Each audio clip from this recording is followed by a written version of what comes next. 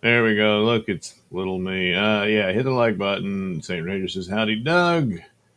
Howdy, St. Ranger. Captain Finity Time Police says, greetings. Oh, that's nice.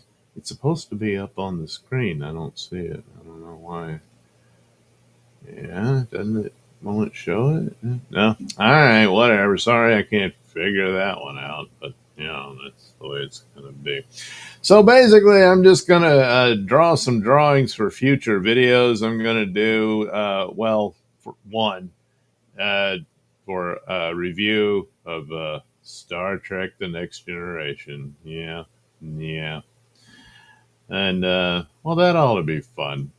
That ought to be fun. Oh God, why is it not there? It is. All right. Okay. Moved over to where super tips should work. I'll do a quick little test here. Wanted to say hello before I go to sleep. Here are a few shekels to get you started tonight. There we go. See, it works. So, all right, that'll be great, won't it? I would hope so. So, anywho, let me get the drawing started. And the episodes that I watched for review purposes, and just to rewatch old shows. This one was The Survivors, and the follow up was Who Watches the Watchers? Let me get the mic a little as close as I possibly can. See, if I could just talk like this all the time, it would sound amazing. But then I can't see what I'm drawing, like in my peripheral view. Like, no, it won't work. So the voice will be somewhat diminished. But that man, positioning the image here, I really can't. Well, I'll get back to the chat when I can, but for the moment, I can't really see it. Yes, why I wanted it on the screen. But all right. So basically, the survivors. Boy, I'm already giving the review away, but they go to this planet. It's been wiped out, and then there's this elderly couple appear to be the last survivors of this devastated world. And they're like, oh man, what happened? Well, oh, good Lord, what happened indeed? Oh, there's a mystery here. How did they survive when everyone else was wiped out and all this stuff by this alien attack that the planet had suffered?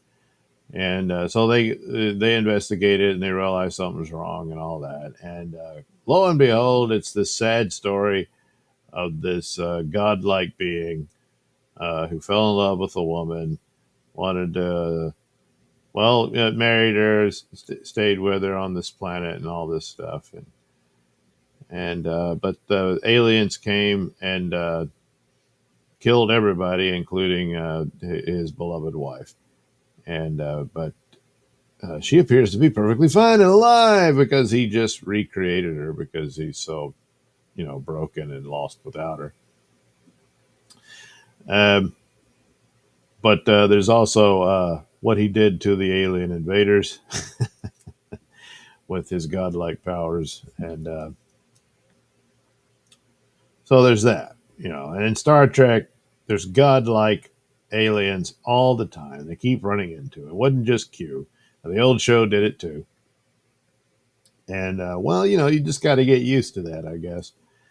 But it was this sort of this sad the story about this guy, And, well, what are you going to do? It's not like they could take, well, I guess I'm spoiling too much if you haven't already seen it. It's an old show, but I basically gave away the big plot, so oh well. But that's what that one's about. The Who Watches the Watchers? They're both really pretty good episodes. Who Watches the Watchers uh, dealt with prime directive things, and they're not supposed to interfere with these lesser developed cultures and all that, so they can develop on their own natural way. The only ones they really make full on contact with are people who are already capable of warp drive travel. It means sooner or later they're going to find out about the rest of the galaxy and stuff like that on their own. So they figure, okay, you can contact those people and talk to them and stuff because they're not far behind the rest of us. And so that's the rule. And this particular planet that they go to, well, they're not there yet, nowhere near it. And but they were fascinated with them and wanted to observe them. So they're the watchers. But there's a problem, and they get discovered. So that's the premise of that story. And then the problem of interference, which is now lost. There were some people that were in trouble through no fault of their own people to get them back. And then they tried to correct the damage by making them forget what they had seen and stuff like that. But it's an interesting play on it, and it's also little things that touch on the whole theories about God and gods and stuff like that. That oh boy, if you're visited by an alien, that creates this whole belief in gods and stuff. And every time they do this sort of thing, it sort of posits the thing about, well, perhaps their gods were alien. Then how do you know you weren't? You really don't, and that kind of thing. So it it's an interesting episode in and of itself, and that's one of the hallmarks of Star Trek. And sure, there's adventure stories, and it was meant to be a western in outer space, but it quickly dropped that in a lot of ways. I mean, there were certainly adventure stories and that sort of thing, but very high up on sci-fi concept. That's not the case now in the current iterations of Star Trek. It's all mostly really bad soap operas. I mean, it's like the writers for Days of Our Lives could do a better job for the soap opera stuff that they do on current Star Trek, stuff like that. And, and all the worries about representatives, and without ever figuring out, well, what the hell are we doing? What's the sci-fi concept? They don't know. That's about it. And some people were saying, because even that it belonged more on CW type shows, and I was like, yeah, CW is too good for them.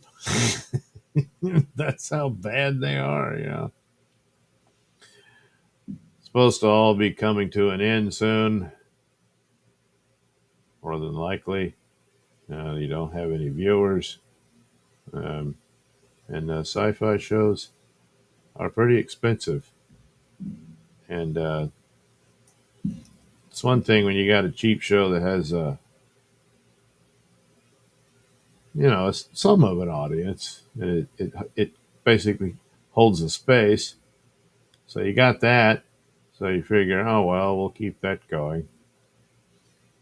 But when it's a really expensive show and special effects and all this stuff,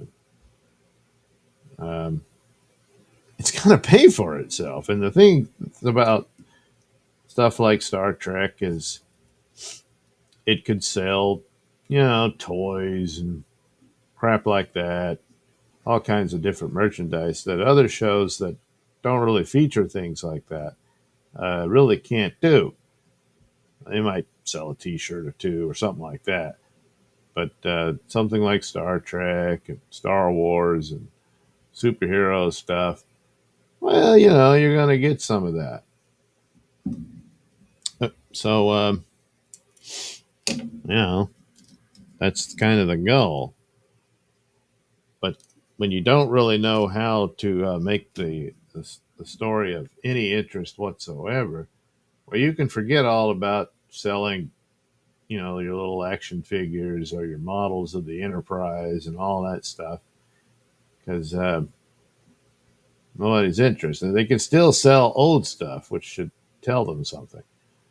you know, um, gee, what made the show and that kind of thing. Um, but there's no skill, there's no talent there for it. So it's all very sad. But shows like this old one, there was that they did have people that understood. Some of them were some of the original writers were invited back at the time, but but it had to become its own thing, which it did. It's not like to just constantly copy the old show and stuff like that. You wouldn't, you can't do that either. But the templates of it, the basics of, like I said, science fiction concept and what have you, that's what you do. Some of them do get repetitive, the godlike being, but it's the angle here. It's this sort of sad, you know, uh, remorse story of a romance that ended very badly, tragically, and he's this guy's burdened several times over for this. Not only just his grief at the loss of his wife, but uh, his values and his beliefs of to not use his powers against these beings who really can't fight back or anything, that kind of thing, puts him in this position, and ultimately drives him to violate it out of his grief and anger over what happens and stuff like that. So that's the take on it, rather than, oh no, we're being toyed with by this godlike character like Q and stuff. And even Q, that was the first introduction of him, and then he puts them on this trial and everything, which they later went back to and realized that there was more than just him being a mischievous villain for the show. That it became a bit more of high concept later on, and about what was he really up to.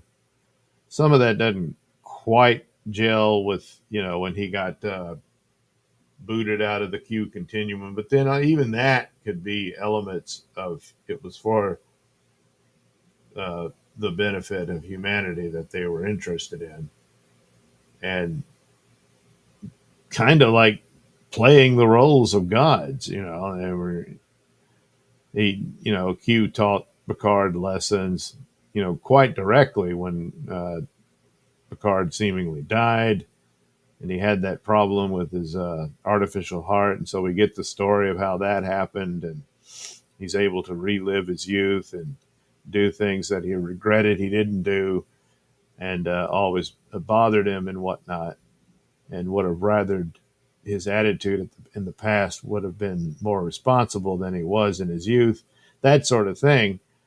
So he kind of has a "It's a Wonderful Life" thing, and he's able to relive his past and change everything. But the events that happened, even if they were foolish uh, on his part, it made him who he is. Without it, he doesn't become the man he is today, and without it, he's this totally different man. And he's like, I can't live like this, that kind of thing.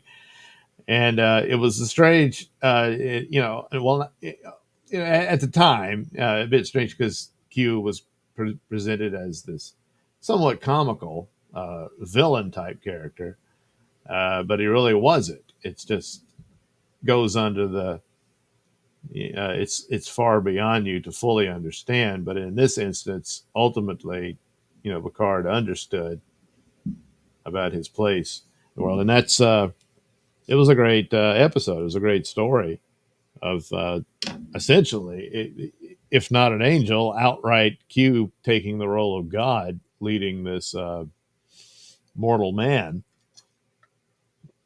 into a lesson that the only way for him to truly understand it and learn it was the Q couldn't just tell him; he had to have him experience it, which is rather standard. Biblical stories are like this and that kind of thing, uh, and so it was really good. very much in opposition to the Q appearance in the Picard season 2, where all Q was trying to do was convince Picard to give his young girlfriend a shot so he could get laid. And he's like, "What are you doing? Come on. Could you just kiss her?" You know, that's the whole plot. Oh, and the immortal, omnipotent God Q was dying, so he wanted to do this before he died. Yeah, go figure. Go figure. So, anywho, this is the couple. He's the godlike being, and she's uh, his imaginary wife. A reasonable facsimile thereof that he recreated with his awesome paws. But the real woman is no more. And that's another thing. I mean, how deep in the throes of your grief, you have the power to create a reasonable facsimile of the woman you loved, and because you're just so crushingly alone. But it's not her, and it's kind of like it's almost like a sad mockery of her memory. But who's going to tell him what to do? First of all, he could wipe you out with a thought, but but also it's really painful and horrible. And considering all the other details of the story, um, you can sort of understand his position. And it's like, what were they going to do? Bring him over to a starbase jail cell or something? He's suffering for what happened, and there's nothing more to be said.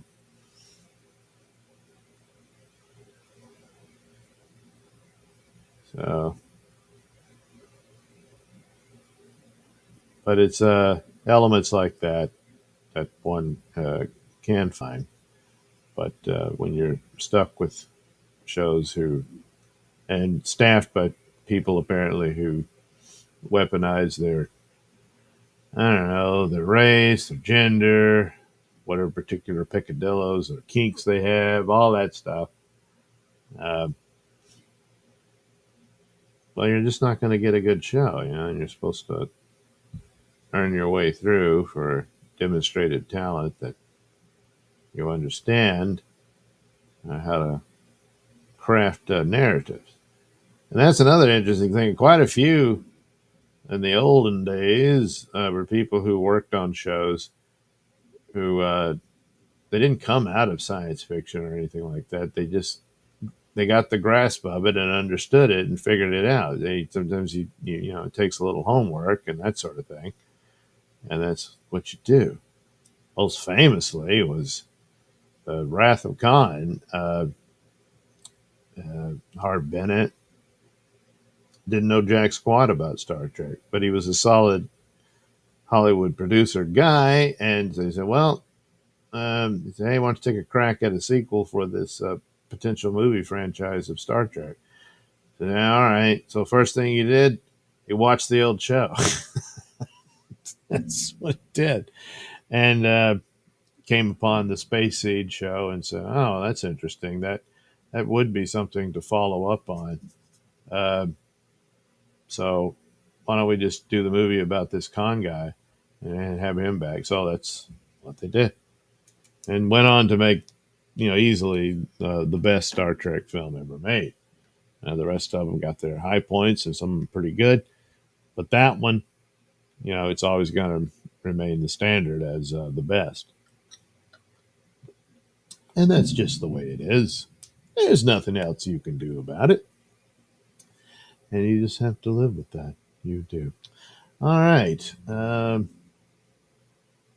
Yeah, I think that'll do for the image of those two, and then I already have ready-made images of the different characters that'll make up the thumbnail and then the shots for the review. Okie dokie. Oops, got quite a few here. Man, why can't it display? What? I thought this button does that. Oh well, I apologize. Nodak is RC sugar free tonight. Sugar free tonight sponsor. It isn't. I was in Walmart earlier, and I don't know. Do they not sell it there? It wasn't there. Wasn't there. I did get some zero sugar. Root beer. Yeah, there was some of that. So I guess that's root beer. I forgot the brand. Hmm. Right now, I'm just drinking a generic knockoff of Coke Zero. So generic knockoff is tonight's sponsor. Pale Ale survivors, do they make it out alive? Only one. Only one. Captain Infinity, time please. The Guardian of Forever proved time travel does have to be remotely plausible. Well, it is. But there is the grandfather uh, paradox, which is solved by multiverse. Yeah, I know. Everyone's sick of hearing about it. But alternate timeline. So if you go back in time, you accidentally kill your grandfather when he's a young man. So he never, gets married and has either your mother or your father.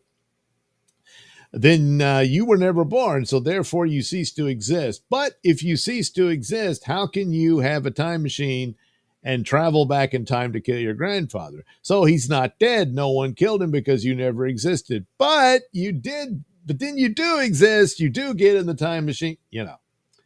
So the deal is that this splits off into an alternate timeline. So in your original timeline, Grandpa never died. Because you didn't go back in time, you didn't get the time to whatever, because you never existed. But in this new timeline, you didn't exist because you killed Grandpa. Assuming by accident, like you were driving around and you didn't see him and you ran him over, something like that. Captain Infinity Time Police, apart from always following that one rule, of course. Oh yeah.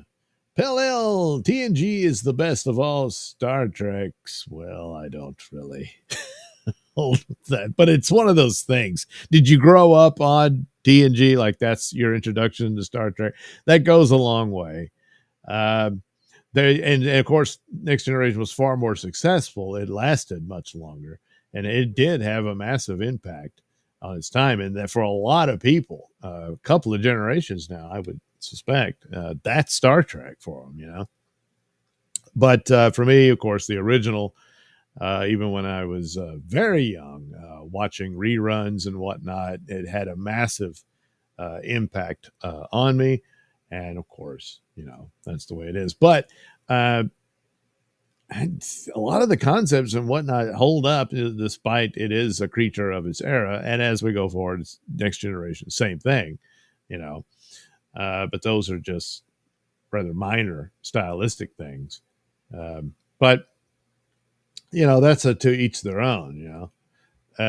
Same thing with Doctor Who. Tom Baker's the Doctor to me because he's the first Doctor I saw, but I would argue he really stole the show and made it his own, and doing it for 7 years was cool and great. You get a lot of Tom Baker Doctor Who episodes, but at the same time, it cast such a large shadow that once he left, it really weakened the franchise. Peter Davison got the best of the 80s shows after that and did a pretty good job. The other two were left with kind of I don't know, there's stumbling type ideas and stuff. Today looks way better because we've seen what crappy Doctor Who could be. But yeah, there's good and bad to things. So maybe Tom Baker shouldn't have stayed as long as he did. But at the same time, glad he did.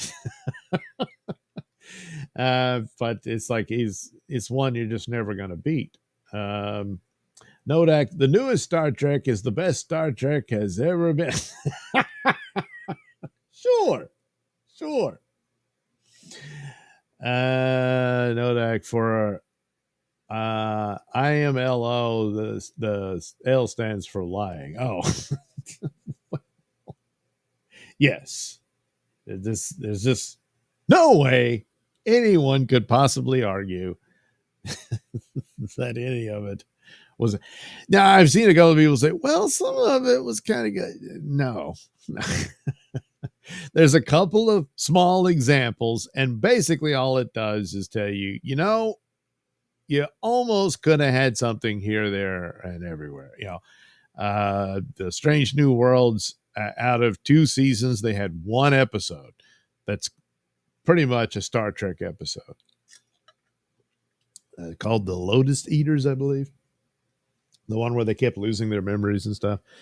If anyone saw it, which probably didn't. The one where they had Captain Kirk and Lady Khan have a romance in an alternate timeline. At least that was the first one that really admitted that these are alternate timelines for Star Trek because they don't fit with the original Star Trek at all. All of it, for everything since 2005. They don't connect to that. And original Star Trek, Next Generation, the whole thing, that's real Star Trek, not this, that kind of thing. And but still, the narrative in it and the girl playing, I was like, I feel sorry for her because she's stuck in this stupid character that they think is special because she's Khan's granddaughter or some crap like that. But for what it wasn't that bad of an episode. It's got it stupid in it, and it does explain the time war that they had caused, alternate timelines and whatnot. But also, she gave a very compelling performance, and it was rather sad at the end, because the Kirk she fell in love with no longer exists and that kind of thing. Pell-El, I had a toy Enterprise, put batteries in, and the lights came on. Oh, cool. Yeah, there was a couple of those. I only had the really small ones. I have one somewhere. It's still in its package, Spurg Snake salutes Pell. Spurg Snake salutes Nodak. Pell-El, hey, Spurg, a salute. Great fun show tonight. It's every Monday? You mean that did Pell-El do a show? Or no, did Spurg did a show? I guess. I don't know. Nodak, howdy, Mr. Snake. Salute. Spurg Snake says, yes, LOL, as long as my crap top works. That's the thing about crap tops. They crap a lot, unlike laptops that love to sit on your lap, If you're okay with it, it's fine. Pell-El, if they can't fight back, they should not have invaded. Well, yeah, they didn't know he was a godlike being. That's the problem, Oh, well. Pell-El, Latsberg, I feel I embarrassed myself. I'm usually better at wheel. Tonight, I fumbled. At driving, maybe? I don't know. Pell-El, I liked Q's character. Yeah, Q was, he was good. For example, Q was a fun character. Yes. He was more, I said villain, but he was more mischievous type thing. And that's, and he was a recurring character. But as it went on and the way the show ended, I really liked what they did there. They really made him more of a godlike figure. And that was everything he was doing was that really as upfront as it was. At the time it was, but now, with this sort of soft, maybe not entirely rewriting the character, but a means by which he was actually interested in where humanity was going and was kind of pushing it here and there through Picard becoming his subject. Pell-El turned him into a puss. You mean for the Picard show? Yeah, the Picard show doesn't count. There's just nothing there. I know season 3 had a lot of nice stuff in it. And had they just done that, they'd be in a lot better shape. But, they're stupid. And it's had a lot of stupid in it. Dumb things here and there. Vulcan mobsters. I don't know. And I've already forgotten some of the other things. They killed off one of the best new characters, which was that asshole captain. They should have kept him on. they wanted to really do this spinoff show, you need him as the captain, not Seven of Nine. And actually, Seven of Nine being his number one or second in command or whatever. The back and forth between those two, that stuff you could build on. Instead, it's her girlfriend, which, yeah, Seven of Nine is suddenly gay. I don't know how they did that. But then she's got all that Borg implants. Maybe you can reprogram her. I don't know. But anyway, that's what they do.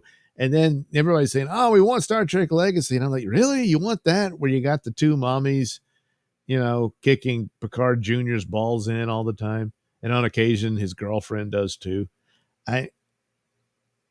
No. He got all excited because the old cast got reunited, and it was this, a little send off for him. They did have one episode, which was pretty good, between Picard and his son, and Picard realizing he had met him before. That was a cool episode they did, except for the way they escaped death is because of that nebula, just by sheer luck, happened to be a living entity. Or, I mean, you paint yourself in a corner, Spurg Snake says, no worries, Bill. I'm a terrible speller. It's just for funsy and a hang. Pellel, wasn't he in botany? In botany or whatever? Spurg Snake, I'm into botany. Spellel, my most emotional Star Trek episode was Data's daughter. Yeah, I know. That was a tough one to get through. It was all sad. And then what do they do for Picard season 1? They steal the concept and just trash the whole idea. That's the whole thing. It's like that one, bringing the Borg back and all that. The story's done. They did it. Data having a daughter, and that they did that in one episode, and it was a powerful episode. And then this stupid piece of crap with all the money they've had for the new glitzy effects and whatnot, and not a clue of what to do. Pellel, if that guy in or on the planet was karmic, the facile, the facsimile of the woman would have huge boob. Yeah, well, yes. Yeah, see, she probably didn't have big boobs originally, but he would, yes, they would be these massive watermelons. In the facsimile, yes. However it's spelled. Right, I got you. Dominic, howdy, Doe. Hey, Doe. Dominic says howdy. Sandwich OSC. Draw BFDI 4? You mean B4 from that movie? Dominic Hesterisk Doug. Yeah, I know. Sandwich OSC. Can you draw Buffetti 4 and X, please? I don't know who that is. Sandwich OSC. Can you read everyone's comments? That's what I'm doing. Nodak, how does eventually? Oh, he does eventually. Yeah. Captain Infinity Time believes I watched Star Trek and realized they not only made up their own laws of physics. Well, yeah, you kind of have to. You'd have to suspend disbelief. Susan Dolan, well, she's saying hi to everybody. Susan says hi. Hi, Susan. Swift -1 reminds us that the person turquoise waving person is, waving. And then does the emojis of the turquoise person. I've never seen the Turk. Now I can see that. Yeah. Dominic claps at Susan. Susan's saying hi again. Nodak says hi, Susan. Pale says hail to you. And Captain Infinity Time, they keep changing their own made-up laws of physics. Well, yeah, they learn as they go, Swift -1, hello all. Well, hello, Swift -1. Pell says, hey. See, I do read them all. Dominic, how are the steers? Oh, the cows? They're fine. Swift -1 says, yeah, Pell does Crown Royal available in 0 sugar? I'll never know. Swift -1, LOL. Captain Infinity Time Police. Douglas gets it, but he's an incredibly small minority of YouTubers. Oh, yes. Pell, that's a question for Doc Brown. Oh, yeah, time travel. Swift -1. Oh, this discussion. Yeah, the time travel. Swift -1. Mind melters. That's another apparent problem of time travel. Your mind melts. Not meld. Melt. Captain Infinity Time Police Doc Brown was demonstrably clueless. Well, Back to the Future has its own rules. You know, it's like, oh no, my parents aren't going to meet and I won't ever be born. And now I can watch my hand fade away. No, you're not going to watch yourself fade away. You're just gone. But then the events that you interfered with caused the, yeah, you see. Yeah. Susan Dolan, hell, Swift -1, Swift -1, or you talked him into not having kids, LOL. Yeah, that's another thing. You don't want to do that. You know you're right. And wait a minute, what am I doing? Was that? You don't recognize him because you remember him as an old man, but he's like this young dude. Yeah. Captain Infinity Time Police. Marty, did you interact with anyone? Yeah, Doc, I prevented my dad from meeting my mom. It's still here. Oh. Swift -1. Body blue raised arms. Spark Snake. LOL. Yep. Tom Baker was a great doc. Yep. Swift -1. Time travel is so difficult. Well, yeah, you got to get a wormhole and another wormhole, and you got to point them at each other. It's, oh my God. And you basically got to use the power of a star to get there. So that star's shot. It's going to take some doing. Captain Infinity Time Police. Time travel is incredibly easy. What Doug said. New timeline. Solve everything. Well, yeah, that's the thing. Then the next thing is traveling between the timelines, so you can go look at the one where you don't exist or some crap like that. Pell, I grew up with the original Star Trek. They have better movies. TNG had better TV shows. Well, that's true. Yeah, the Next Generation movies just, yeah. It has their moments here and there, but that's another one. They did a Borg movie, and I'm like, well, yeah, but the show already covered this. Okay, whatever. Pell L at Nodak. To me, my L equals lazy. Nodak at Pell L. Wahahaha. Captain Infinity Time believes it does mean that Back to the Future necessarily has specifically 3 timelines. Well, they would have to, yeah. So there's all kinds of crap Marty doesn't even know about because, in the end, it's just a DeLorean, Pell L dub is beginning to sound like a sci-fi snot, LOL. I blew my nose. I don't have any snot. Pell L IIRC Lady Khan was hot. She is. And like I said, it's one of those things you watch these crappy shows. And the fault primarily is, writers, producers, and all that. That's what the story is. The actors themselves, I don't really hold them responsible. Every now and then someone will go crappy online or something. Anson Mount did, even though Anson Mount could carry a show if he was allowed to play the character. He really has never been, except that one episode. He kind of did. He got to do it. But other than that, he's the ship chef, that's basically all he does. And, that kind of thing. But the thing of it is that you watch people get wasted on shows, As much as I loved Peter Capaldi as Doctor Who, for the most part, he was wasted. He got a lot of crappy shows.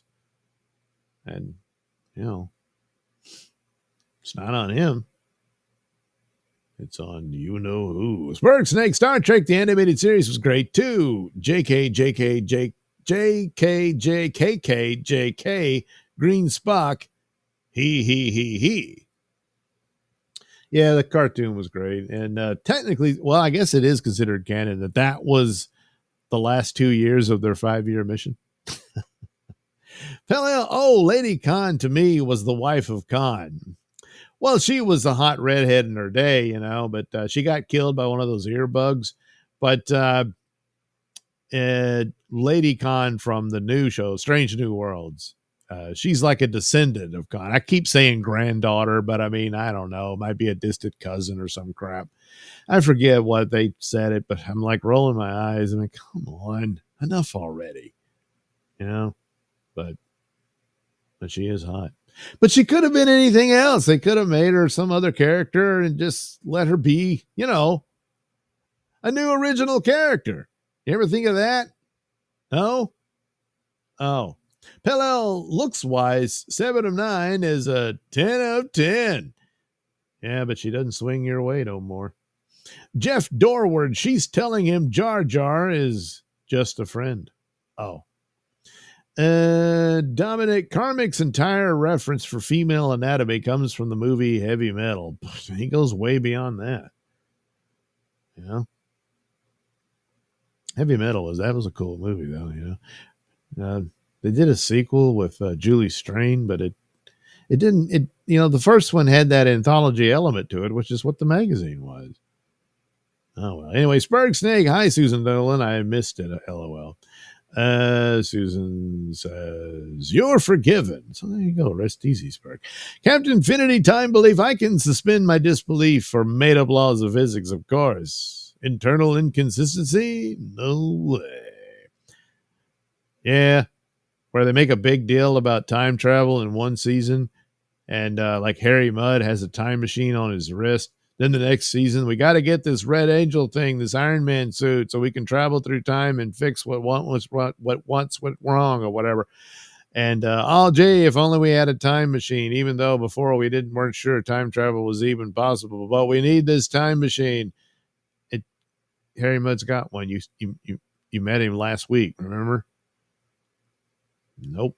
Spurg Snake. I don't know. What is that? The prayer emoji? Oh, you're grateful for being forgiven. Captain Infinity Time believes Marty would never fade away because of what you said. Hence 3 timelines. Yeah, he wouldn't. He would just be in this new timeline where he never existed. And he'd have to figure out, Doc, how do I get back to my timeline? I don't know, Marty. Were there traffic signs? Spurg Snake. 100% Dom. Dominic, Doug, you are the king of the bull machine. You mean like the shoot where we run them through? Boy, they always fall for it. Then they get stuck in the squeeze. That's how we can give them their shots and stuff. And he goes, rrr, rrr, rrr. And I'm like, yeah. Look, this is for your own good. Granted, it's hurting you more than it hurts me, but still, I'm doing it for you. You don't want worms, do you? I can't imagine anyone would. You really want to take a dump and then look back at the pot and there's a bunch of things swimming in it? I don't think so. I really don't. Dominic, I'm referencing Karmic's Queen of the Bull Machine song. LOL. Oh, okay. Queen of the Bull Machine. Well, that's his AI songs he plays.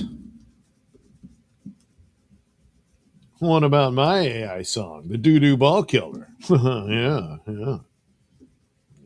Got another version for the ending song, so stay tuned. Yeah. All right, so that's our 2 tragic lovers. And I will be featuring them in my review of the episode on the Nailsin ratings. Oh, yes. Yes, I will.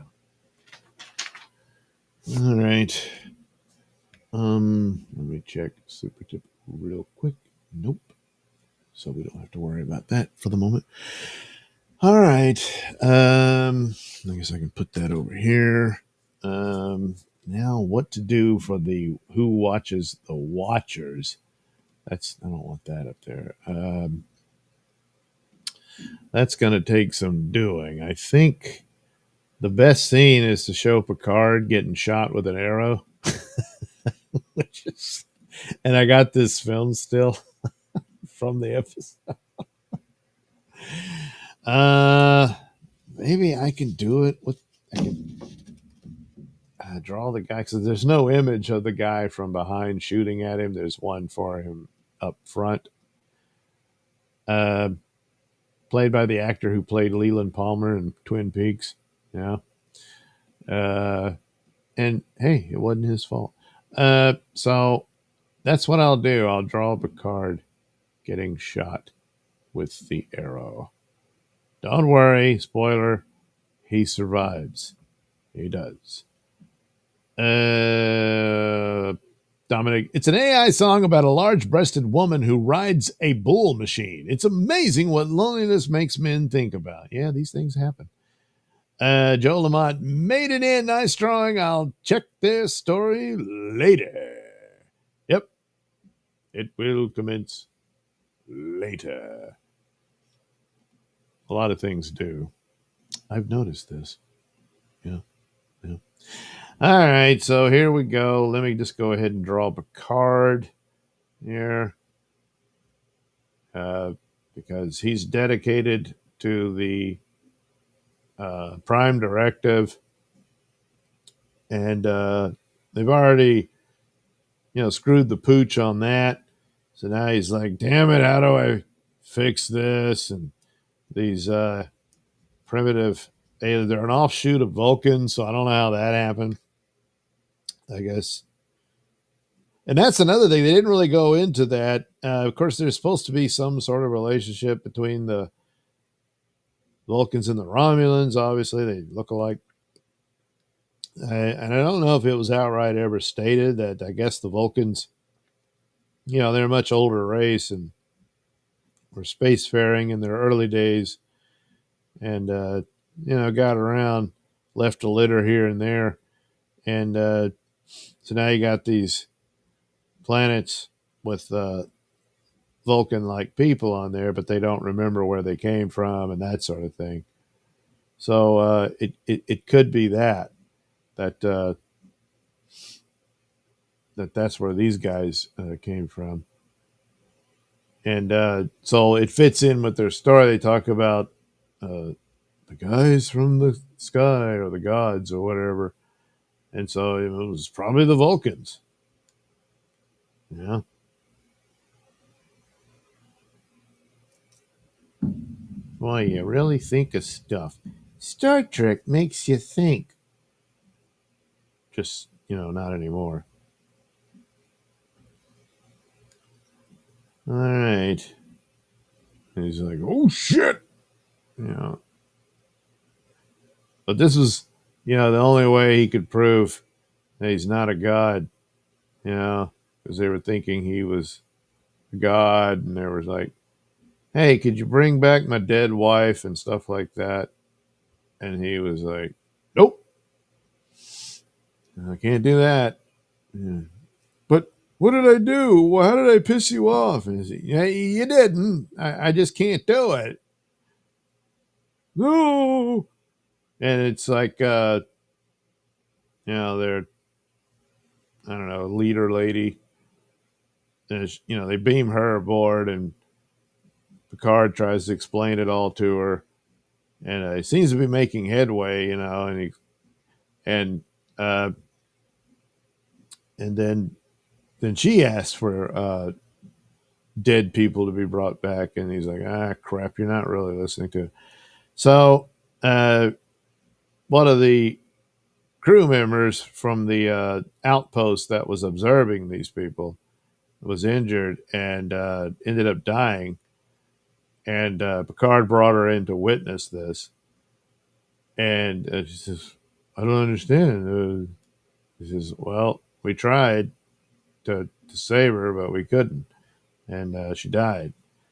He said, oh, so you're not really gods then? He's like, no, we're not. So basically, this one guy, he's so overwhelmed with grief, he really believes this is his chance to get his wife back. And Picard, I can't do it. So then he shoots Picard, and Picard gets wounded and is bleeding. And they're like, oh, he's not a god. So surprised they didn't just say, well, then the gods bleed. Yeah. Oh. So, yeah, I gotta see. This should help put the arrow. It's okay. It's right in his shoulder, so he'll be fine. Don't worry. And then Beverly, Beverly, I need you to heal me from this arrow into my heart. Oh, Beverly. Sweet, sweet Beverly. Yes, yes. Why didn't those producers ever let us get it on? You know we wanted to. And apparently they did, because Picard season 3, they had a kid and everything. That she just decided, hey, I'm just not going to tell Jean-Luc about it. So they could kind of rip off Wrath of Khan, and that kind of thing. Except Wrath of Khan, Carol Marcus told Kirk, yeah, I'm pregnant with your kid, but I'd rather you not be involved because I don't want him to be like you because you're so dangerous and you go off on adventures. And he's like, all right. And of course, what happens? Well, he meets his father. He goes off on an adventure in the next movie and gets killed. So, well, I guess she had a point. Uh, so, mamas, don't let your babies grow up to be Starfleet captains or Starfleet anything. Maybe try them like this. You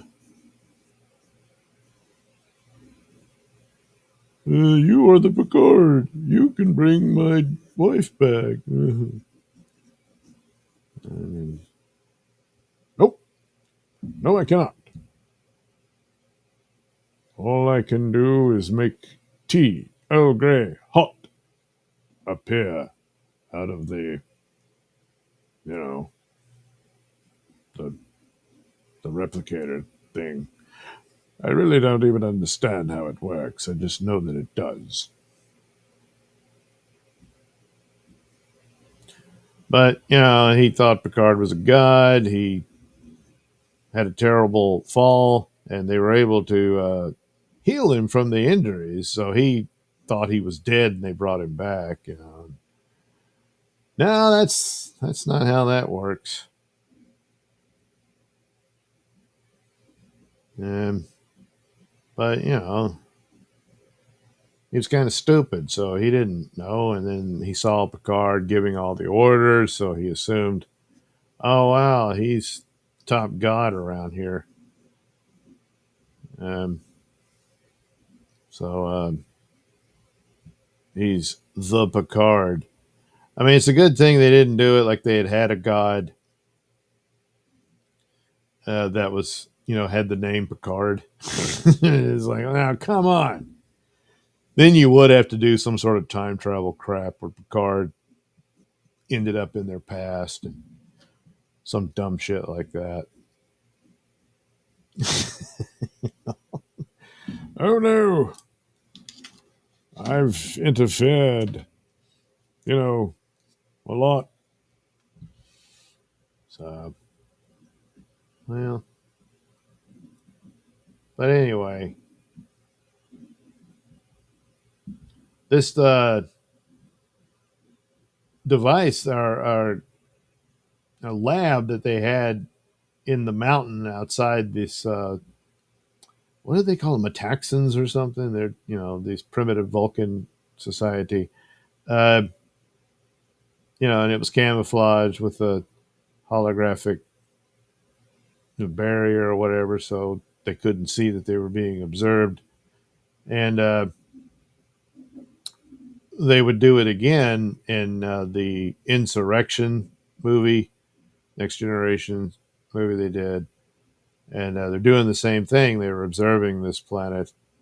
And then Data turned on the mission because he discovered what they were doing. They were wanting to steal the secret of longevity that this populace had, or something like that. Um, and they were being manipulated by people who had been a part of this planet, and they were trying to get back in, or so. I forget the whole thing. But anyway, they had the same deal. They had this secret lab, and plus they had the ability to be invisible themselves. They had these suits, and they were chasing after Data. And I remember that was all that kind of crap. And well, everyone saw what was going on, so whoops, the kitty cat is meow out of the bag. So now what are you going to do? Well, they had to explain things. And instead of doing scenes with, Beverly being Picard's girlfriend, which they should have dealt with in the films, they added new cast members so Picard could romance one of the chicks from the planet. You know, it's like First Contact. You could have had scenes with Beverly and Picard trying to survive the Borg invading the Enterprise and all that, so he could do his wannabe Bruce Willis stuff. And instead, they bring in Alfre Woodard to be the chick that he has to save and stuff. I don't know. Really, when you're doing Star Trek movies, based on the old shows, you already have your cast. The only new characters would be some villain or something like that, and that's it. But they didn't do that. There's one thing that I think they kind of misstepped with Wrath of Khan, is that the Reliant crew should have been Sulu and Chekhov, where Sulu's the captain and Chekhov is his second in command, first officer, and of course, I mean the Tyrell character could have been another officer because they needed somebody to phaser themselves at the end there. And you weren't going to let Sulu do it, so could have worked that way. But it's a minor thing. But it also, even though I don't think Sulu was in the Space Seed episode, he was established to have already been a member of the crew, unlike Chekhov, who came much later. So that was like the problem of Khan saying, "I never forget a face." And he's like, "Well, you never met, But like, come on, just go with it, And these are minor things as opposed to some of the crazy crap that Secret Hideout has done with Star Trek and so on and all that. So it's much easier to forgive. Ah, yes. So much easier. Here, this will do. All right.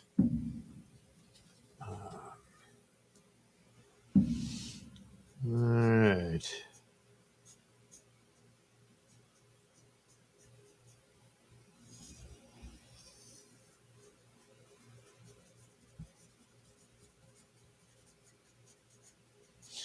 Could probably use Photoshop to finish this guy's hair. Keep forgetting broken eyebrows. Don't do it like that. Here he had some sort of crappy vest on. Oh yeah, I should have his crap. I gotta draw the other hand here. Maybe like this, because he's already fired it off. So, and he's like, "Oh shit, what have I done? Oh. It's all right. I was trying to make a point. But you know what? I'm still going to kick your ass. So he goes over and beats the shit out of the guy. All right, now we're even.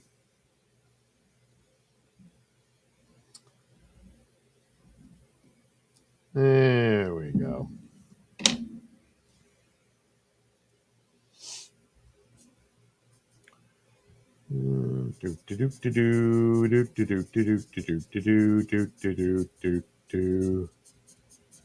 Yeah, see? You can take all the white out with the little marks a lot. But yeah, I think probably let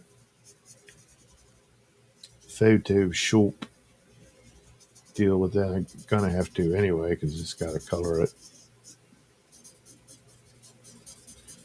Oh, geez. Well, I've gone this far. I might as well do the whole thing. There we go.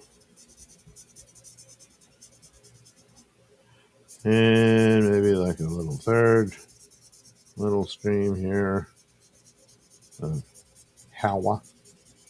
And we have the shine. People are jealous because my hair has so much shine and body. Yes, yes. Why do you have shine and body? The rest of us don't. There we go. Something of a Vulcan mullet. Whoops. Because, I don't know, it seemed logical at the time. Alright, there we go. There. And I'm definitely going to let Photoshop do all that part. So, I guess I can go ahead. Yeah. Take all the pencil out.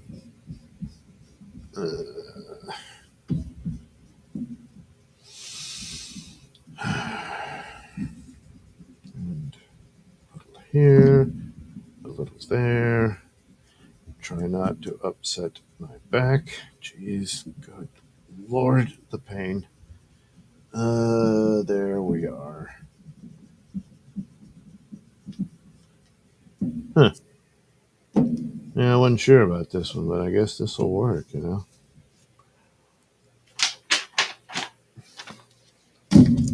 You know, I did it for a valiant reason. I allowed myself to be shot with an arrow. But every time, you know, when the seasons change, it really smarts. Oh, God does it. Sometimes I really just want to say fuck you to the Prime Directive. But, you know, rules are rules. You signed up. It's one thing to agree with the concept, you know, but oh boy, when you really got to take an arrow to the heart, you know. Well, all right, not the heart. Fortunately, the guy was not that good of a shot. And, you know, he was all upset. He thought he could get his wife back from the dead. And Ricard, nope.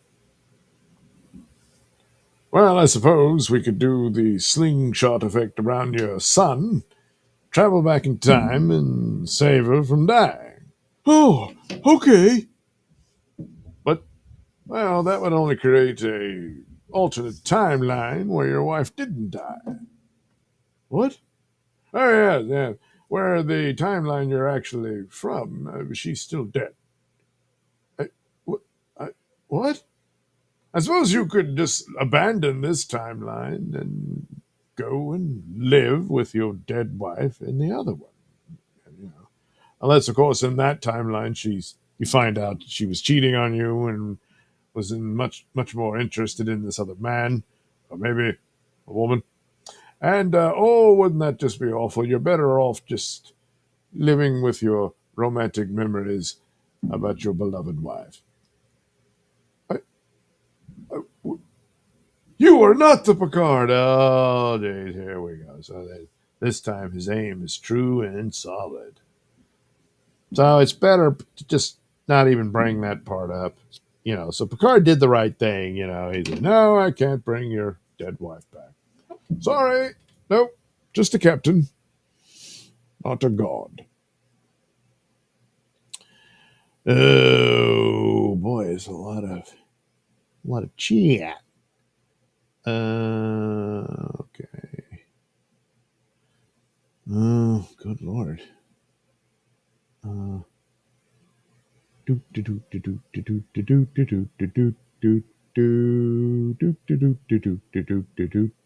it's taking me forever. Okay, King of the Bull Machine. I remember that one. Pale at Dominic. Maybe the borderlines he references are the boundaries of the restraining orders he has against him. Wow.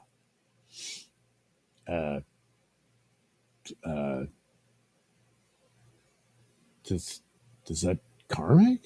Pale Romulans and Vulcans are described almost like distant cousins. Yeah. But I guess, like back when the Vulcans were all badass and stuff and they nearly destroyed each other. I wonder, were they spacefaring at that point, It's probably when they, spread the seed around. Pele, I may be wrong. That's how I heard it described. Yeah, it's probably, people saying hi to each other. Joe Lamont, deep nerding. Would it go against the Prime Directive to rescue someone from the Phantom Zone? I guess not, because I'm thinking the what do you call it? The Kryptonians were advanced enough that you can communicate with them or whatever, or interact. Pale at Joe Lamont. Maybe not Prime Directive, but you can be charged with assisting in a prisoner escape. There is that. It depends on what was their sentence. Was it forever? Then yeah, you shouldn't. You got to leave them in there. But if it's like at a certain point, you're like, well, they served their time, but then they're gonna, beat the crap out of you, kill you, take over your planet. It's just forget you ever saw that. Leave him there. Dominic, I thought the borderlines represented the end of his property where his mom has to stop mowing. What? Is this karmic's deal? Nodak, I always used to wonder, what if God was one of us? Just a slob like one of us. Just a stranger on the bus trying to make his way home. Can you imagine how sad that would be? I mean, and what's the point? What if God was one of us?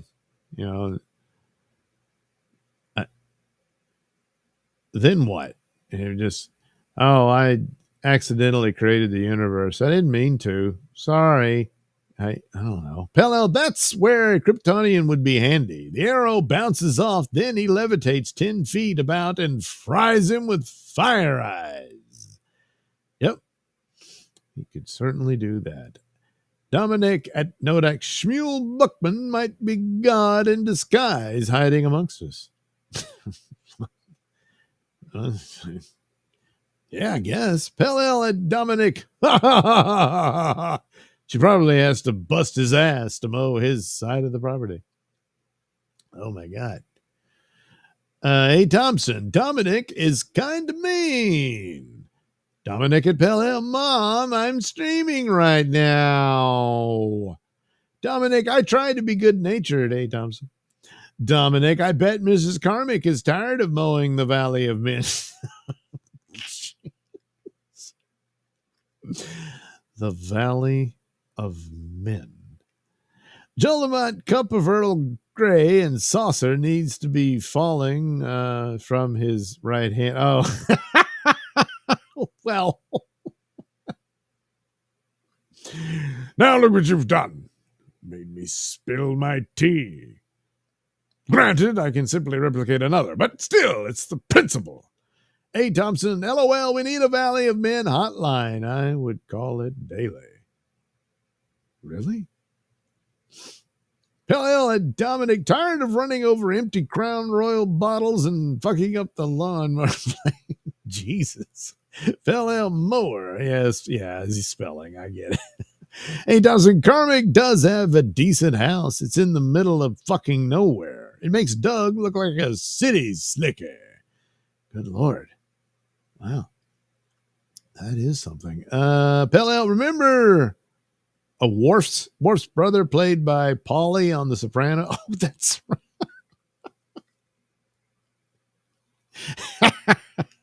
Messed with the similar culture and the world was being destroyed. They made the holodeck as a passage to not blow their cover.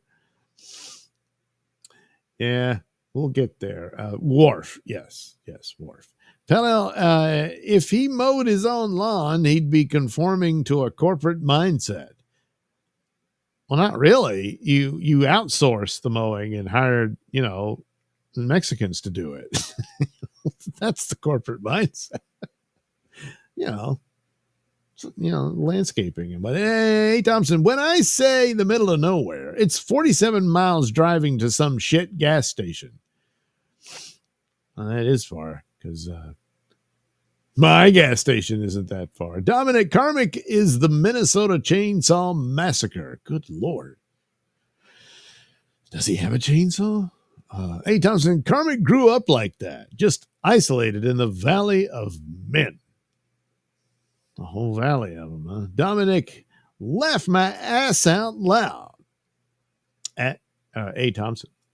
Pell, Dominic, he only uses lawn boys because those pricks at John Deere have an HR department that has no liking for creative types like him.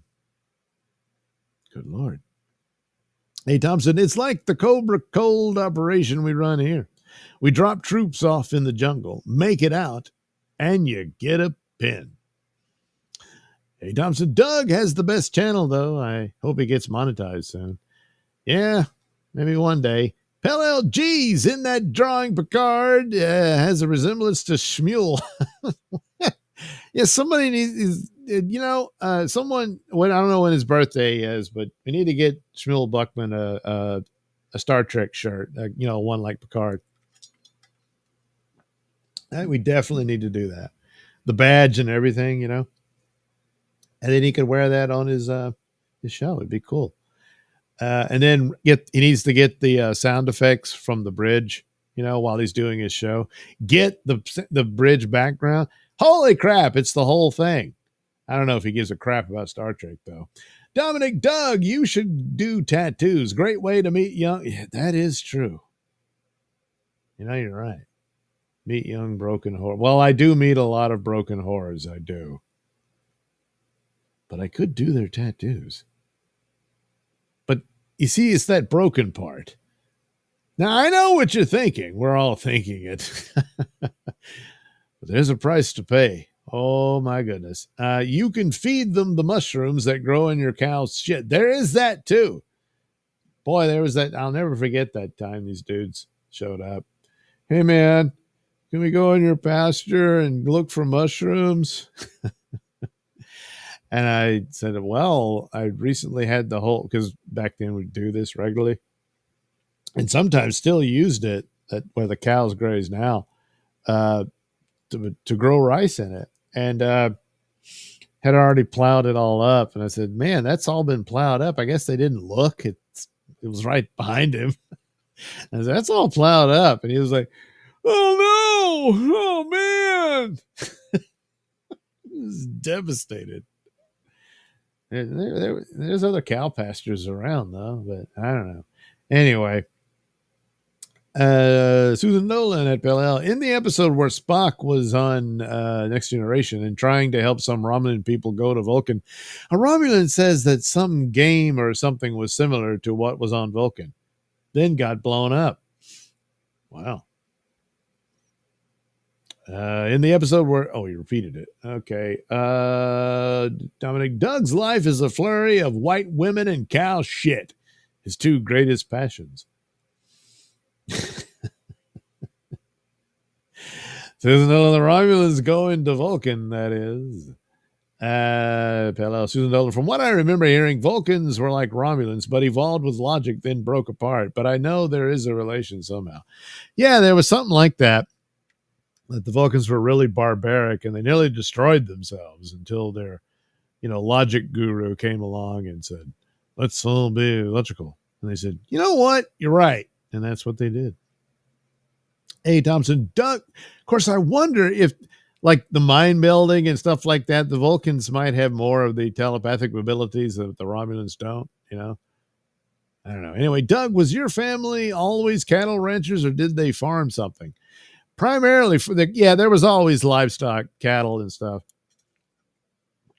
There was a couple of horses, donkeys, chickens. Anyway, it all boiled down to just cows. But rice farming and soybean farming was the big deal that my dad did. So there was quite a bit of that. And it was a lot of work and whatnot, but I got to admit, I do miss the rice. Especially when you have a full rice field. Man, that was just some pretty looking shit, It's almost as if the blades of the rice plants glow a particular green beyond the regular green you see in vegetation, if that makes sense. But I digress. But yeah, farmers and all that stuff. And then it ended. Yeah. Pell, isn't that a song? Something shot an arrow through my heart. Yeah, I'm sure it is. I'm blanking on it at the moment. Dominic Carmick can teach you how to raise mechanical bulls. That's okay. Pell, shoot that poison arrow through my heart. Yeah, see, if he had tipped it with poison, boy, Picard would be pooping his pants. Quite literally, not out of fear, but out of the sickness from the poison, And Beverly would have to fix that. Maybe that's why they rethought their relationship. Tacitus, what are you doing up? It's a school night, don't you understand? Oh no, it isn't. This is June. Good Lord. I woke up, finally catching a stream. What's up, Dub gang? Well, I drew some pictures, Taz. It's what I do. And then now I'm just talking to the chat. The chit chat. Pell, didn't his mechanical heart save him here? Crusher just replaced it when she took out the arrow. I think it just hit him in the shoulder, though. I mean, because I was looking at the picture and it's pretty much in the shoulder. So, but even an arrow through the mechanical heart. Yeah, I mean, she could replace it and all that, but she didn't have to, I don't think. It's just, oh no. Now it's really going to hurt, in wintertime. Nodak, ugh, more tasks. What is your problem? How dare you? Dominic, we have a celebrity in chat. And we do. Tacitus. Dominic, black fist emoji. Pell, hey, Tass, resident artist. Tass says, ha, Nodak. Nodak says, LOL. Tacitus says, dumb black fist emoji. Pell was Tacitus resident artist. All my favorites. Pell says that Tacitus resident artist. GTSY, glad you are up. See, I don't know any of that. Oh, good to see you. Oh, okay. Yeah. Tess, what are you doing up? That's what I asked. Tess says, I had to pee. Well, there you go. That's one of the things about piss. It will wake you up. If it doesn't, well, you're going to have a little surprise in the morning. I like that character. Well, actually, I think Michael Landon was a bedwetter, and then he did that movie on it. Pat and I talked about it on one of our shows. And he did this fictionalized story about a guy who wanted to be in the Olympics or a track run or whatever. And, he had a crush on this girl, but his mom was really bitter about his bedwetting and was determined that he just needed to be taught a lesson. So every time she caught that he had wet the bed, she would take the bed sheets and hang it outside his window for the whole neighborhood to see. Well, she pulled that stunt one time when this girl he was really into was going to go visit his home. And so her and her family were pulling up in the driveway, and oh my God, there's the bed sheet with the pee stain on it. And oh boy, the girl he liked saw it. It's hilarious. He was a track runner. He ran really fast, but he tried to run all the way from school to head off the girl so that he could get there and pull the sheet down. But he wasn't fast enough. I guess he didn't get the girl. I don't know. Dominic Doug Borderlines is another comic song. Well, the only Borderline song I knew was Madonna. She did one. Is that what it is? A ripoff of that?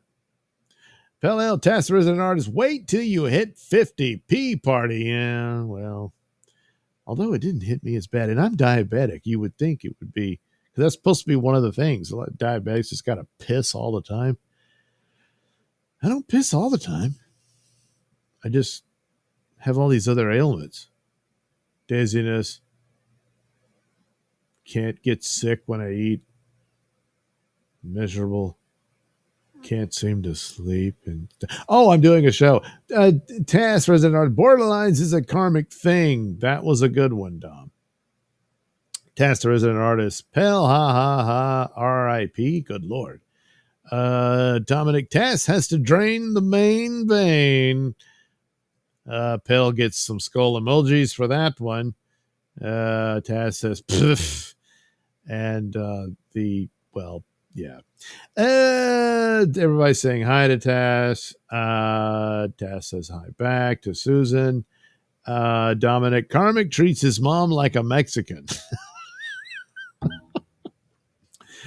But does he pay her in $100 bills? And they got to try to go around and break that. And then they'll come to my store and I'm like, man, I just opened the till. I don't have the change for 100. Yeah. They're always good about it though. Some of these guys, these psychos will come in there and lose their mind over that. I'm like, hey pal, it's not a bank. So Susan Dolan Tass, artist, she says he's doing fine. Tass says, that's good to hear. It is. Dominic Tass, I woke up to piss and I stumbled upon Doug midstream. Damn it, Tass. Now I got to change again. Oh, you and your piss. Tass Resident Artist, dumb, ha ha, P brother. We're P brothers now? Pell LOL, I can see picking mushrooms out of shit and giving it to women. Wow. As long as it's from the heart, Look, I dug through shit to get you these mushrooms. The least you could do is give me head. That might work. Dominic Tass, the resident queen of the bull machine. Bull machine. Hey, Thompson, the last thing someone should do when they live 50 miles from other people? Drink a bottle of liquor and live stream. Well, too late for that advice. Tass gives the skull emoji to Dom. Tass says Thompson. Susan says Thompson, or says hi, Thompson. Tass, the resident artist. Wasn't there an episode or movie that revealed the Romulans, Vulcans, and humans are related? Yeah, there was an episode where it turns out they're all cousins, which was actually quite clever because it explains, hey, how come all the aliens just look like humans with weird ears or, some rubber shit glued to their foreheads and stuff? And that's why they had a common ancestor. It was some weird, I don't know, bald alien thing. And it left a message behind for them to see. And like, oh my God, there's grandma or grandpa. Gender neutral, it appeared to be. Perhaps non-binary. Yay. And so, they did that. And it was a cool little thing they did. Well, STD, the new Star Trek, decided to revive that and shit all over it. I don't think they meant to because, they're really stupid and incompetent. But, that's what they did. Pell Romulans or Vulcans smashed on Crown Royal. Savages. Wow, so they gave them Crown Royal. They gave them the fire water and ruined them. Then Tass says, or am I gay for knowing about Vulcans and shit? Well, I think it requires a little more than that.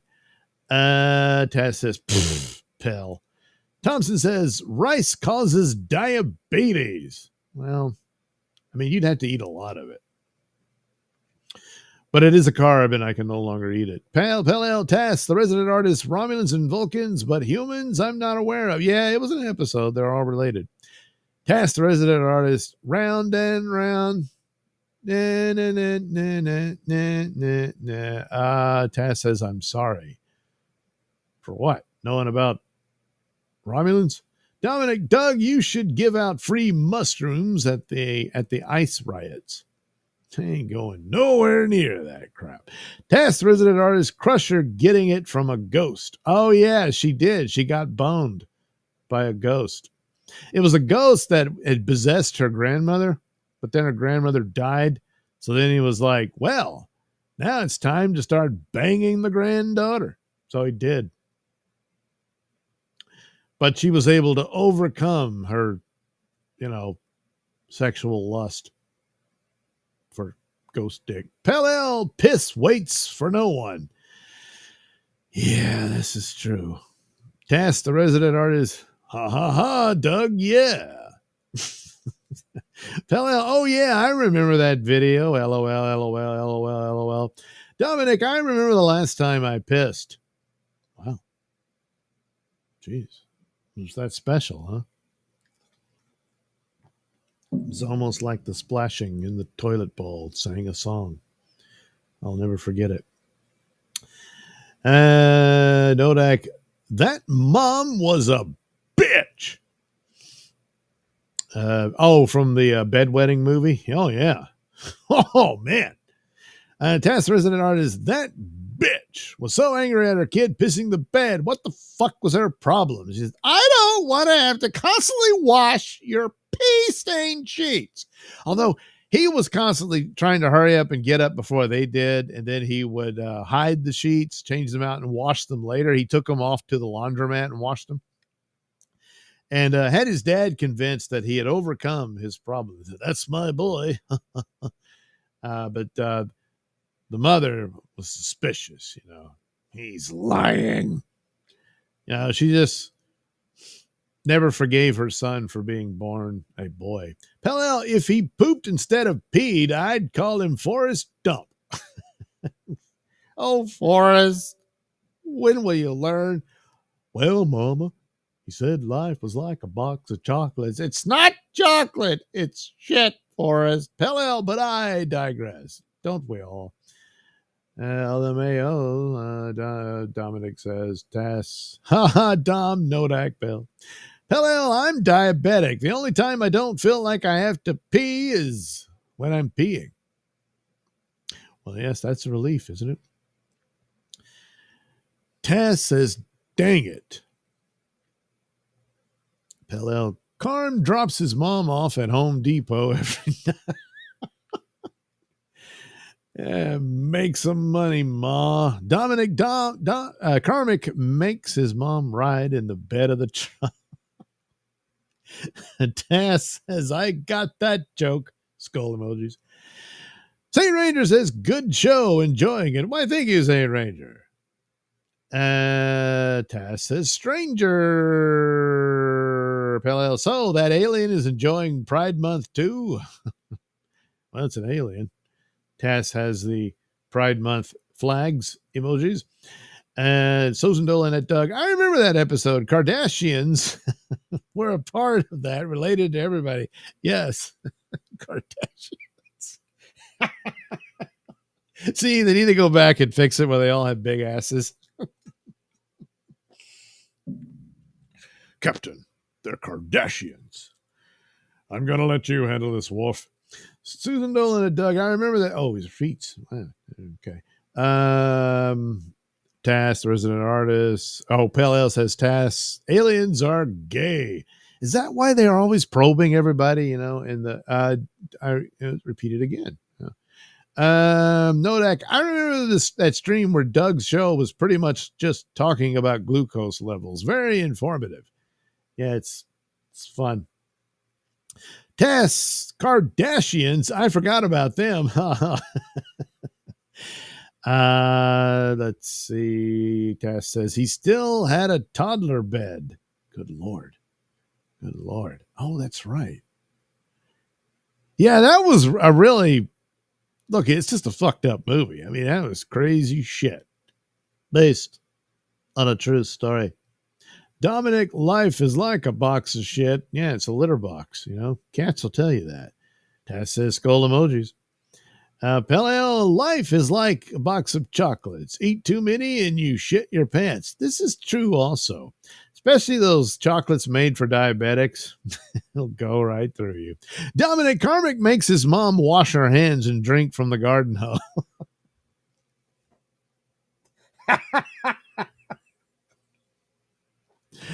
What a ruthless tyrant. Pele, LOL. Tess got a giggle out of this too, Susan Dolan. Test resident artist. I also remember that everybody was PO'd that they were related to each other. Yeah, well, yeah, they were all mad.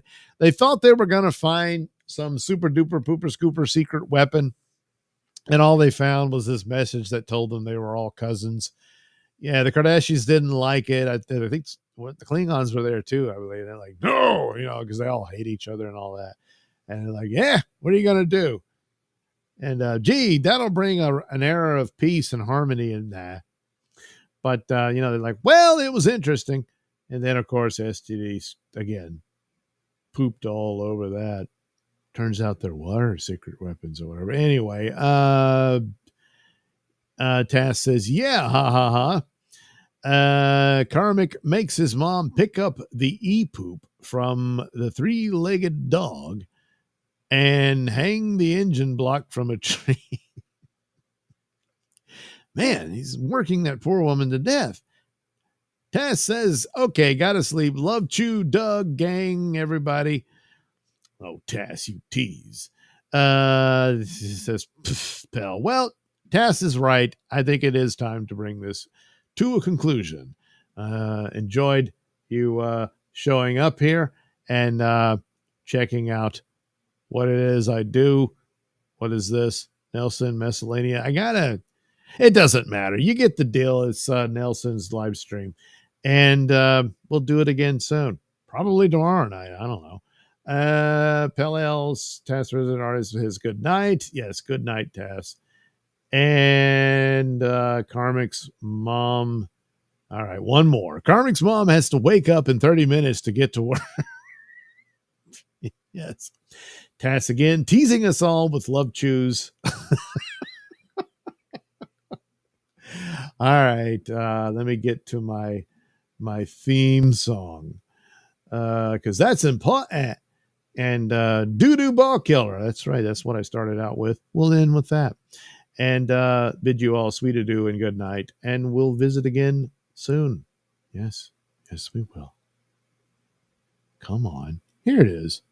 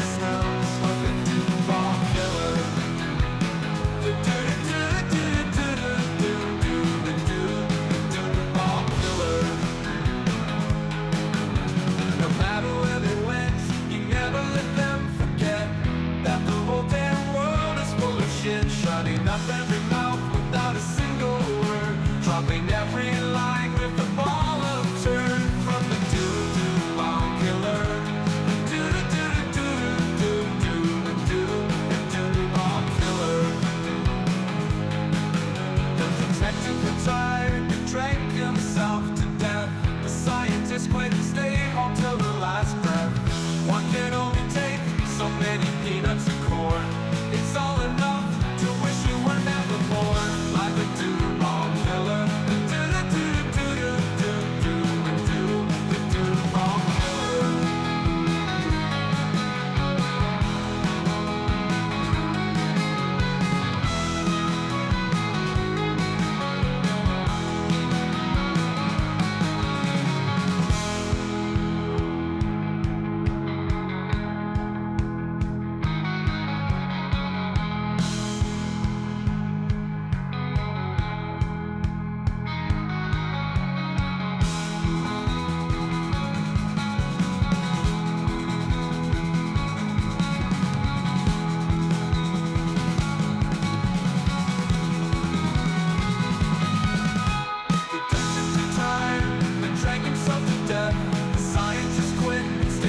fill the